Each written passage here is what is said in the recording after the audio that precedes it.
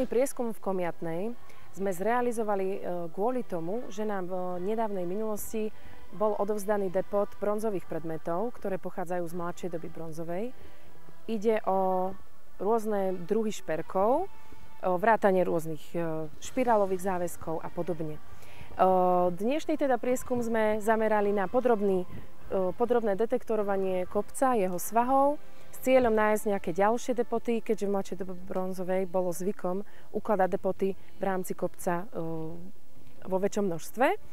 Bohužiaľ sa nám nepodarilo nájsť žiadne kovové nálezy, ktoré by pochádzali z doby bronzovej, avšak našli sme aspoň keramiku lužickej kultúry, ktorá z tohto obdobia pochádzať môže.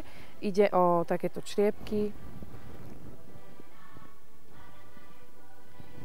Nie sú typické, to znamená, že nejde o okraje, prípadne dna alebo nejaké zdobené kúsky. Napriek tomu podľa keramických motív vieme povedať, že sú z obdobia lužickej kultúry.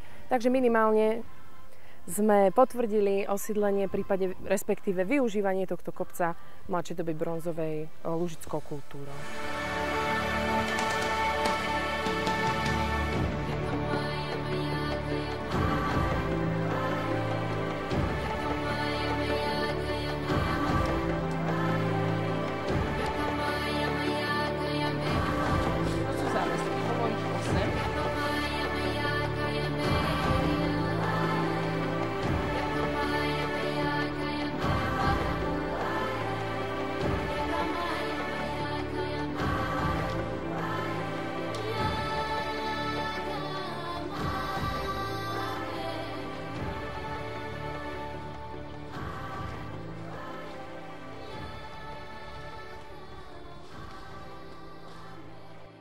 Takže súčasťou prieskumu okolia depotu, o ktorom rozprávala kolegyňa, tak sme zrealizovali aj archeologický prieskum naprotivného kopca, o ktorom sme sa dozvedeli, že údajne sa tu mali nájsť dve železné tuľajkovité sekerky.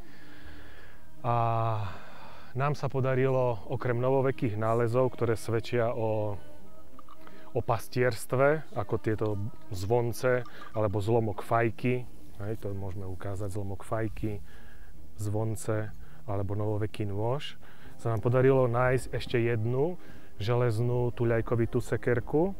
To ukážeme teraz.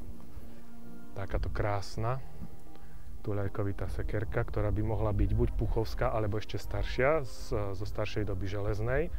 A asi najkrajší nález, ktorý sa nám, nie že asi najkrajší, ale najkrajší nález, ktorý sa nám podarilo nájsť, našiel to Jarko, náš šikovný, tak je tento krásny bronzový závesok s náliatkami, prelamovaný a ešte aj s rihovanou výzdobou.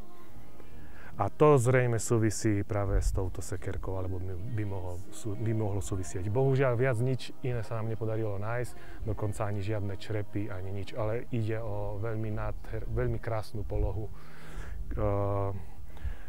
s výhľadom na už nám známu polohu Hlavačka, ktorá je severným smerom.